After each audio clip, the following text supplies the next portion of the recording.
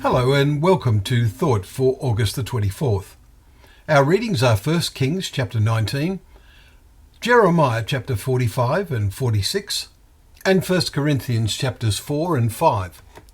And our thought is, it is actually reported that. Our reading today of Paul's admonition to the believers at Corinth contains an important lesson of the need to take action when it is necessary. But any action must be undertaken in love, just as when parents see it necessary to discipline their child, out of love for their child. We read, "It is actually reported that there is sexual immorality among you, and of a kind that is not tolerated even among pagans, for a man has his father's wife.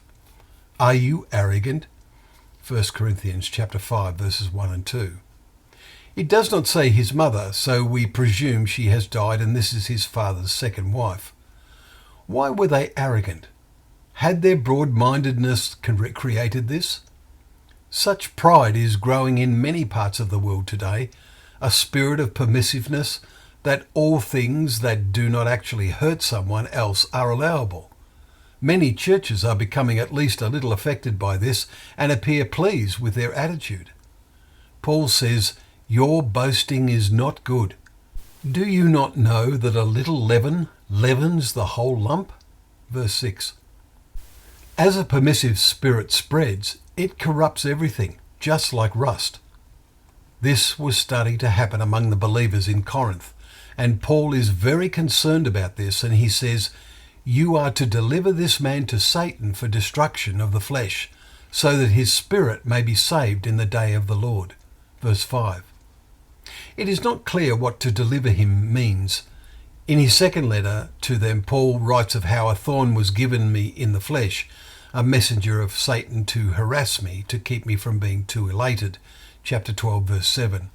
And Paul came to realize the positive side of this from God's point of view, and then wrote, "For the sake of Christ, then, I am content with weaknesses. For when I am weak, then I am strong." Verse 10. What is the type of strength that really matters? It is brought about by situations that cause believers to really know and trust in their Lord. As this world grows more godless, believers must stand firm by Christ's principles, noting Paul's words, "I am writing to you not to associate with anyone who bears the name of brother or sister if he is guilty of sexual immorality or greed, or is an idolater, reviler, drunkard or swindler." Chapter 5 verse 11. Finally, let us note Paul's words in his second letter in chapter 2 verse 2 to 8 and the good result that standing firm led to in this case. Note also his words in Galatians chapter 6 verse 1.